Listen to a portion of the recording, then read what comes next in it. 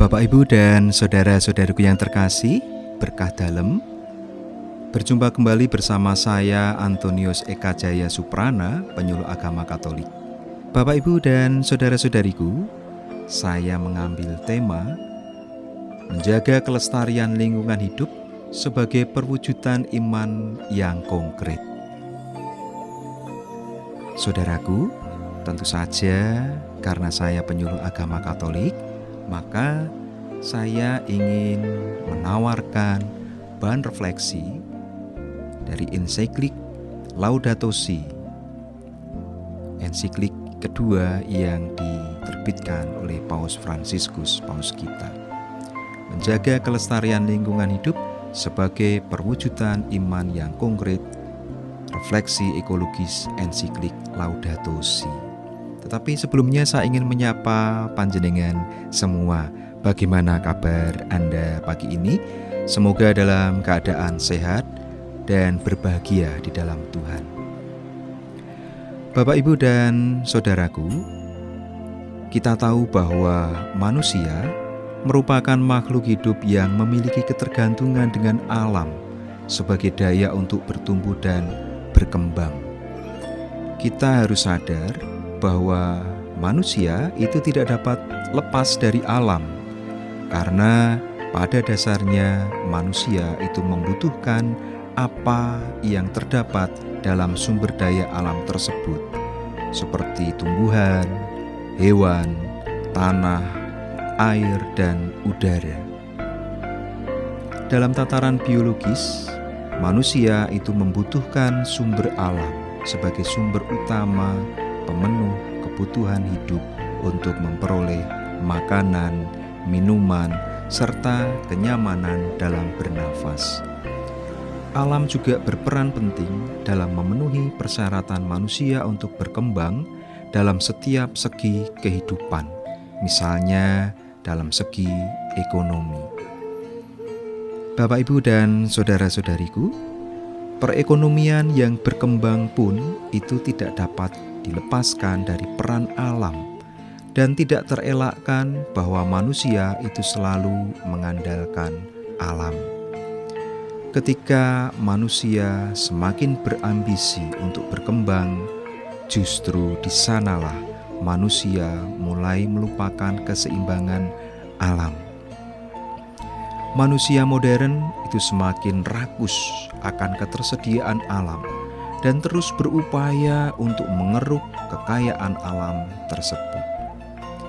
Berbagai upaya terus dilakukan manusia untuk menemukan kekayaan alam, sehingga manusia tidak segan untuk melakukan pembukaan lahan dengan merusak hutan, sehingga ekosistem yang terdapat pada alam menjadi rusak dan semakin tidak merata. Hal ini harus kita akui bersama bahwa manusia itu justru menjadi penyebab kerusakan lingkungan alam.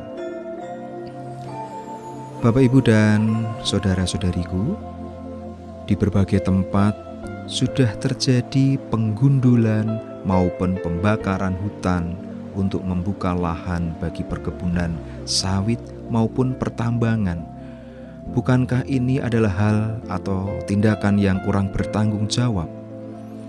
Inilah cikal bakal terjadinya masalah lingkungan hidup yang merusak bumi sebagai rumah kita bersama. Bahkan kita dalam kehidupan sehari-hari, pernahkah kita membuang sampah sembarangan? Pernahkah kita buang sampah di sungai? Bapak, Ibu, dan saudaraku, jika Anda pernah melakukan tindakan yang kurang bertanggung jawab ini, semoga setelah Sabdo Tomo ini kita tidak mengulangi hal tersebut.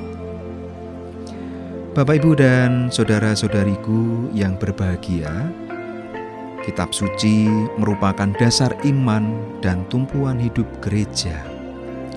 Karena di dalam Kitab Suci, wahyu Allah itu dituliskan dan merupakan dasar iman gereja Katolik seluruhnya. Untuk itu, kitab suci mempunyai makna terdalam, yaitu sebagai sumber iman, pedoman hidup, dan sumber segala pengetahuan. Iman adalah hubungan cinta kasih yang terjalin antara manusia dengan Tuhan. Kita mengungkapkan iman dan kepercayaan akan Yesus Kristus dengan berdoa, mengikuti perayaan Ekaristi, menjalin hubungan yang mesra dengan Tuhan, dan dengan peribadatan atau doa-doa yang kita lakukan dalam hidup sehari-hari. Tetapi jika kita ingin mewujudkan iman kita harus melakukan kebaikan dan harus nyata dirasakan oleh sesama makhluk hidup, bukan hanya sesama manusia. Jika iman kita hanya sebatas pada doa dan ritual belaka tanpa diwujudkan dalam tindakan nyata, maka sesungguhnya iman kita itu sia-sia. Demikian juga halnya dengan iman. Jika iman itu tidak disertai perbuatan, maka iman itu pada hakikatnya adalah mati. Hal ini tertulis dalam surat Yakobus bab 2 ayat 26. Saya ingin menegaskan kembali bahwa menjaga lingkungan hidup itu juga merupakan salah satu perwujudan iman yang konkret dan sangat relevan bagi dunia kita saat ini. Maka ketika kita menjaga kebersihan rumah, kita membuang sampah pada tempatnya, jangan dilihat ini sebagai hal atau tindakan yang sepele, tetapi ini pun juga menjadi perwujudan iman yang nyata bagi Tuhan. Paus Fransiskus melalui ensiklik Laudato Si mengajarkan bahwa alam ini adalah rumah kita bersama dan bagian dari manusia, seperti saudara yang harus dihargai dan dibiarkan hidup. Laudato Si dikeluarkan Paus Fransiskus pada tahun 2015 karena prihatin atas perubahan iklim yang membuat dunia itu menjadi panas. Kualitas air semakin buruk, timbul penyakit karena banyak hutan yang ditebang, dibakar oleh orang-orang yang kurang bertanggung jawab, sehingga kehidupan hayati menjadi mati dan punah, dan ekosistem menjadi tidak seimbang. Sebagai umat Katolik, sudah menjadi tanggung jawab kita bersama untuk menanggapi ajaran Paus Fransiskus ini dalam hidup kita sehari-hari. Menjaga kelestarian lingkungan hidup sebagai perwujudan iman yang konkret di era digital seperti saat ini.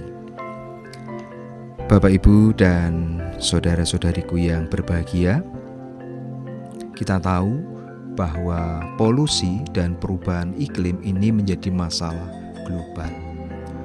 Perubahan iklim itu sebetulnya mengacu pada perubahan jangka panjang dalam suhu dan pola cuaca. Pergeseran ini terjadi secara alami, seperti melalui variasi siklus matahari.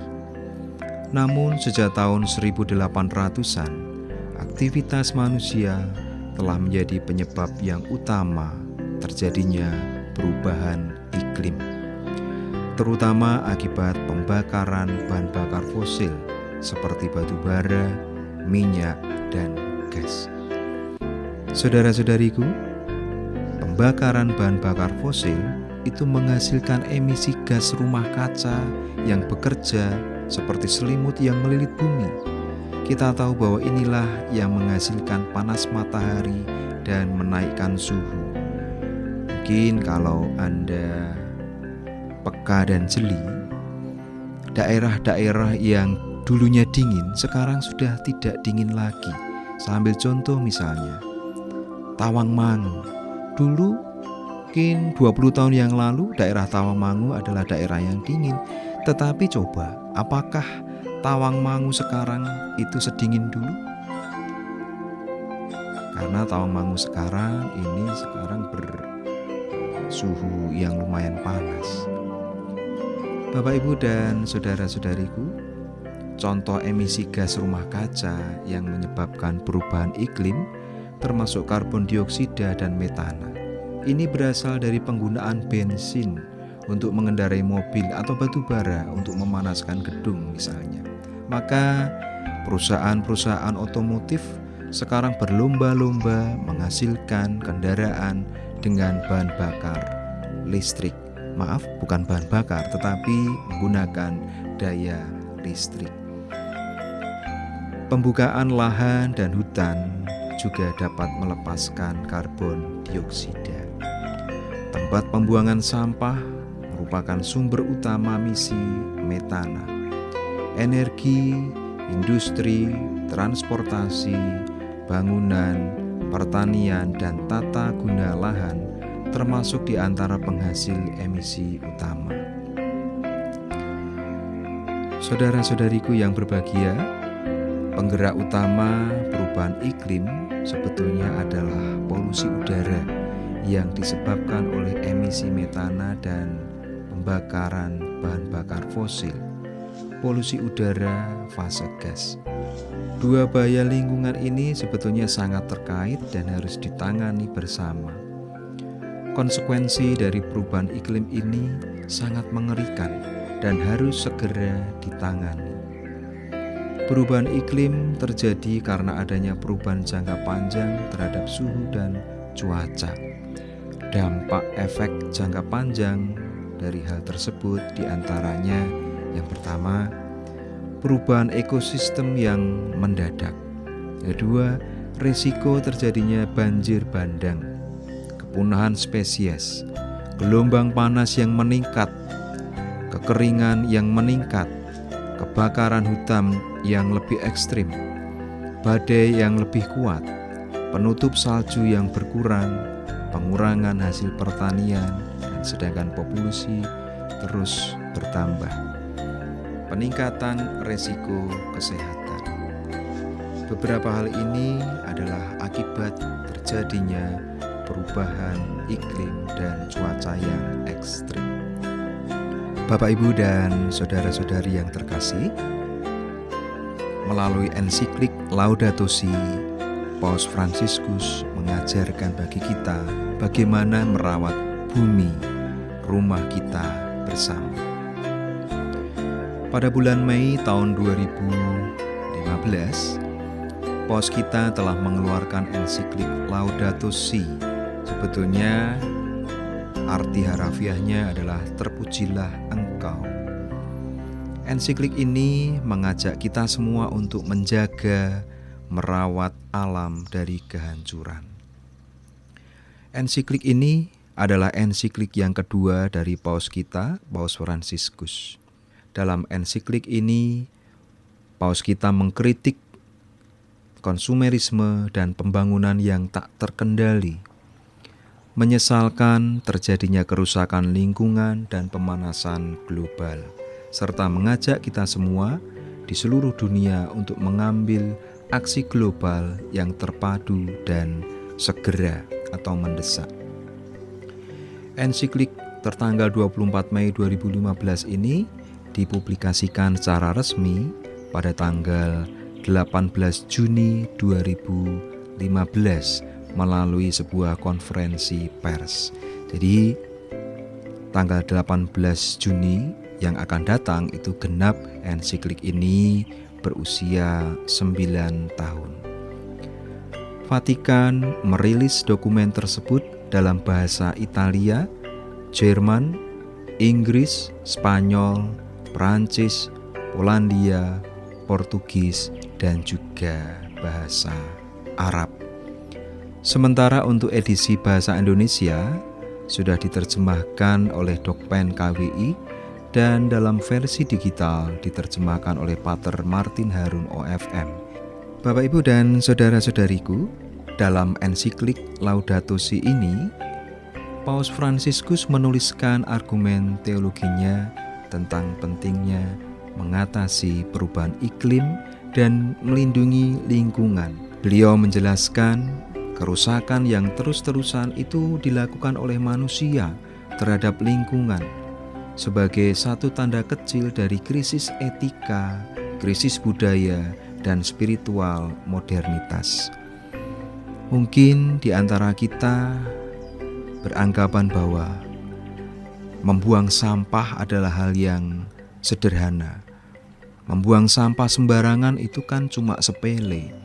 Tetapi bagi Paus Fransiskus, ketika kita membuang sampah tidak pada tempatnya, hal itu menjadi satu tanda kecil terjadinya krisis etika, krisis budaya, dan krisis spiritual. Kalau kita masih ingin dianggap sebagai manusia yang beretika dan berbudaya, tentu kita mestinya membuang sampah pada tempatnya. Tentu kita harus merawat dan menjaga lingkungan alam sekitar kita. Bapak, Ibu, dan saudara-saudariku, solusinya untuk mengatasi krisis etika dan budaya, menurut beliau hal ini membutuhkan pengorbanan dan revolusi budaya di seluruh dunia. Berikut ini adalah beberapa poin yang mungkin bisa kita renungkan bersama.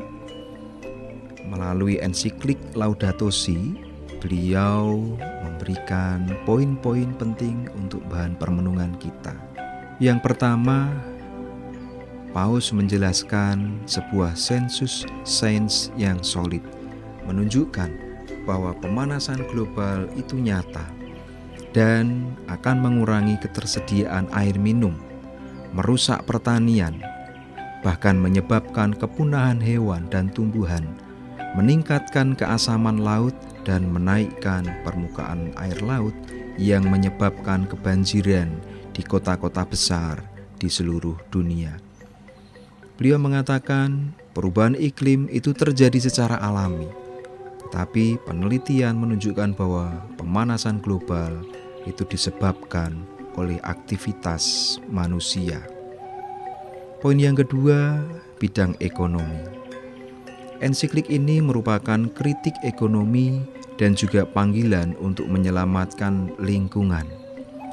Paus Fransiskus mengatakan, negara-negara kaya itu mempunyai utang ekologis terhadap negara-negara berkembang yang sumber daya alamnya diambil untuk produksi dan konsumsi bahan bakar bagi negara-negara industri.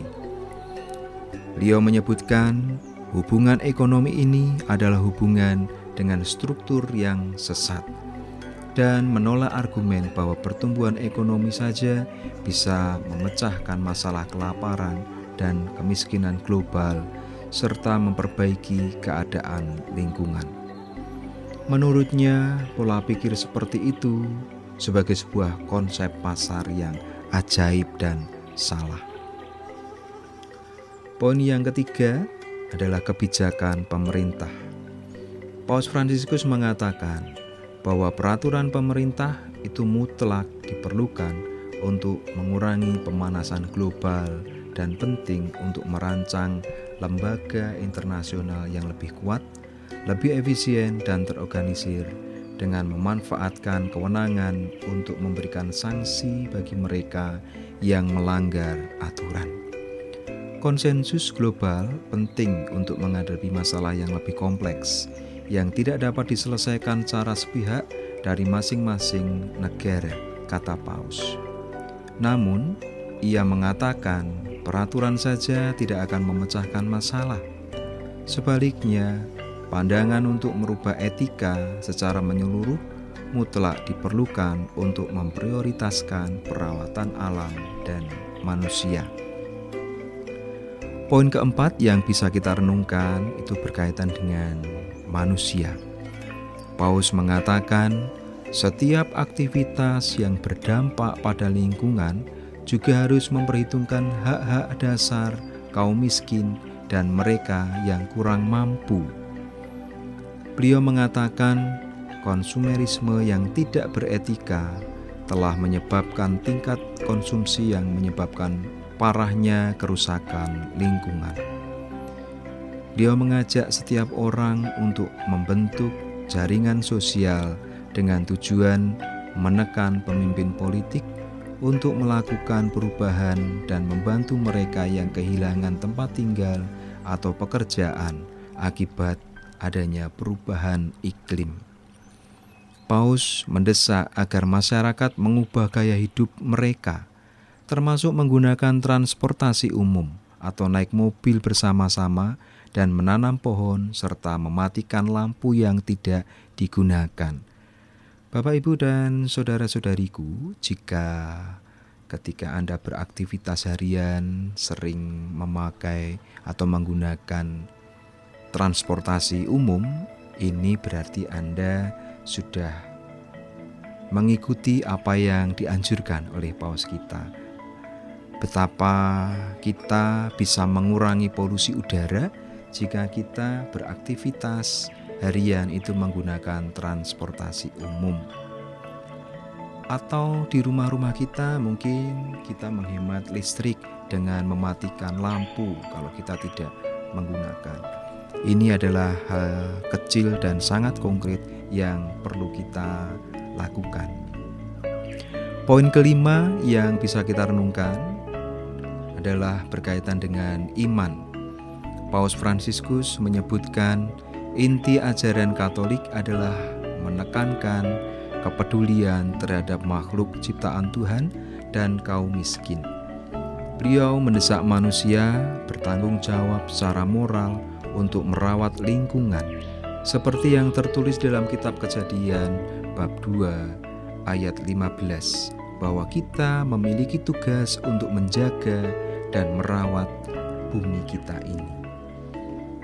Paus berdoa untuk diskusi tentang iklim yang diselenggarakan oleh PBB dan menulis 2 doa tentang pelestarian lingkungan dan meminta Tuhan untuk memberikan kesembuhan dalam hidup kita agar kita dapat terus melindungi dan merawat bumi dan menggerakkan hati orang yang hanya mencari keuntungan dan mengorbankan orang-orang miskin di dunia.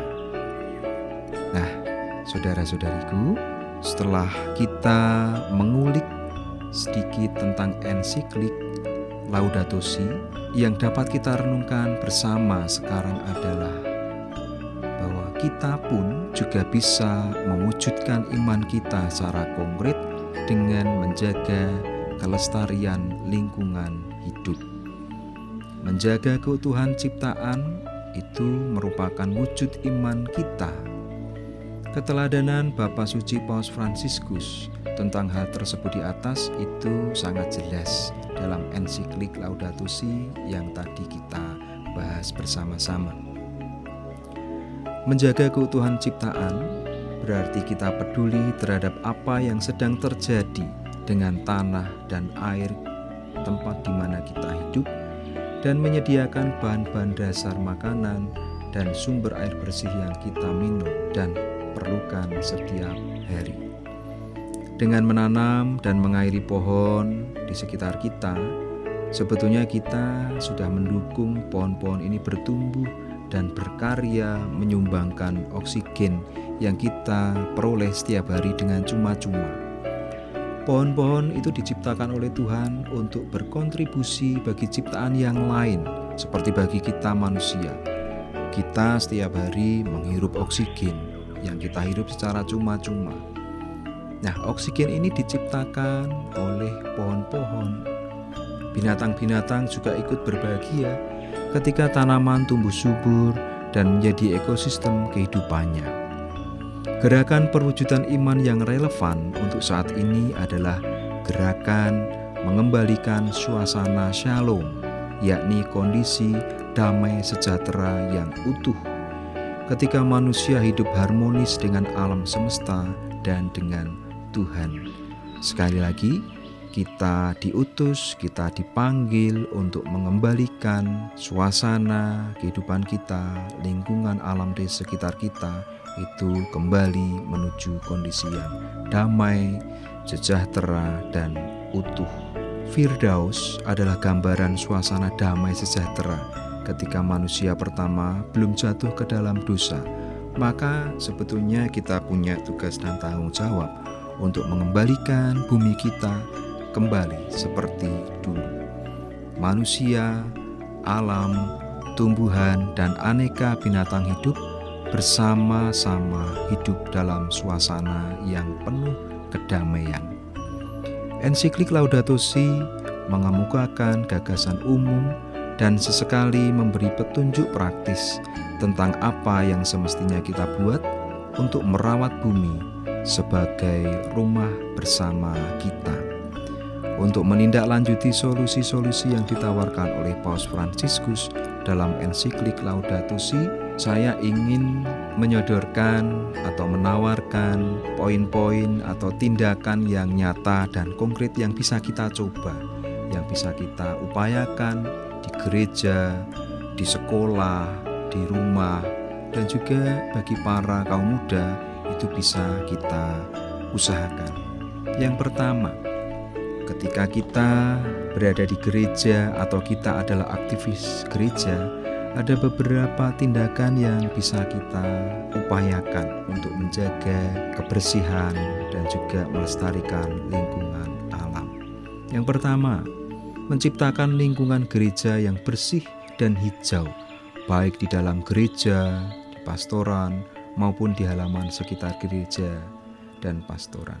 Ketika kita mendekor altar, nah ini biasanya untuk panjenengan yang biasa sebagai petugas dekorasi altar, biasanya kan kita mendekor altar dengan bunga-bunga yang kita potong tangkainya. Alangkah baiknya kalau kita mencoba mendekor gereja atau altar itu dengan tumbuhan atau tanaman yang hidup dari pot. Jadi kita tidak perlu menggunting atau memotong tangkai bunga-bunga yang indah itu. Cukup kita membawa tumbuhan yang hidup beserta dengan potnya dan kita hiasi gereja kita atau altar kita dengan tanaman-tanaman yang hidup. Mungkin ini menjadi pilihan atau tindakan yang konkret yang bisa kita upayakan. Hal lain yang bisa kita upayakan yaitu mengurangi penggunaan air minum kemasan dalam setiap upacara, dalam setiap rapat, dan mengganti dengan air minum isi ulang dengan membawa botol sendiri. Tentu kemasan plastik yang kita hasilkan dari air minum kemasan ini ujung-ujungnya dibuang, dan sampah ini bisa mengotori lingkungan alam karena plastik itu membutuhkan waktu ratusan bahkan ribuan tahun untuk terurai. Yang berikutnya yang bisa kita lakukan di lingkungan sekolah untuk adik-adik yang masih bersekolah atau kaum muda, teman-teman mahasiswa-mahasiswi, atau mungkin bagi para dosen, bisa memasukkan materi pendidikan ekologis dalam kurikulum dan kegiatan rutin sekolah. Yang kedua, bisa menciptakan lingkungan yang asri, yang bersih di sekolah-sekolah kita. Berbanyak tanaman dan tumbuhan hijau di sekolah-sekolah kita. Dan yang tidak kalah penting, sekolah juga perlu menyediakan hari khusus untuk kegiatan cinta lingkungan. Misalnya dengan menanam pohon bersama, menanam tanaman di kebun sekolah bersama-sama, dan ini bisa dimasukkan di dalam kurikulum. Jadi para siswa atau murid itu bisa melatih dan belajar bagaimana cara mencintai lingkungan alam dengan kegiatan yang sederhana. Berikutnya, bagi pemerintah, mungkin beberapa hal ini bisa diusahakan untuk menjaga kelestarian lingkungan alam. Kita perlu memegang teguh sikap jujur dan adil dalam mengambil keputusan, terutama yang berkaitan dengan kelestarian alam dan lingkungan hidup masyarakat lokal, antara lain dalam penyetujuan atau penolakan AMDAL dari proposal usaha tertentu. Misalnya kalau pemerintah menilai ada pabrik yang akan dibuka dan ini ada peluang untuk merusak lingkungan alam, maka izin bisa ditahan dulu atau mungkin diberi izin tetapi dengan syarat-syarat tertentu. Bagi orang muda Katolik, tindakan atau usaha untuk melestarikan lingkungan alam itu bisa dilakukan dengan mengadakan kegiatan-kegiatan orang muda yang bertemakan ekologi dan cinta lingkungan hidup, seperti seminar, rekoleksi, retret, dan bakti sosial. Dan kegiatan-kegiatan yang mengajak kaum muda untuk kembali ke alam, melestarikan lingkungan alam, atau mungkin ada kegiatan bersih sungai. Nah, kegiatan bersih sungai ini sangat sederhana tetapi manfaatnya sangat terasa. Kaum muda juga perlu menghayati gaya hidup sederhana, antara lain dengan mengurangi kegiatan belanja barang yang tidak perlu, membuang sampah pada tempatnya, dan mengurangi penggunaan kendaraan bermotor dalam jarak perjalanan yang dekat. Dan yang tidak kalah penting, mengurangi penggunaan sampah plastik. Nah, Bapak, Ibu, dan saudara-saudariku, kiranya itu yang bisa saya bagikan dalam kesempatan pagi ini. Jadi, jangan dianggap bahwa melestarikan lingkungan alam itu adalah hal yang biasa. Justru ini adalah hal yang sungguh luar biasa di tengah dunia dewasa ini. Dan menjaga kelestarian lingkungan hidup itu adalah perwujudan iman Katolik yang sungguh nyata dan konkret.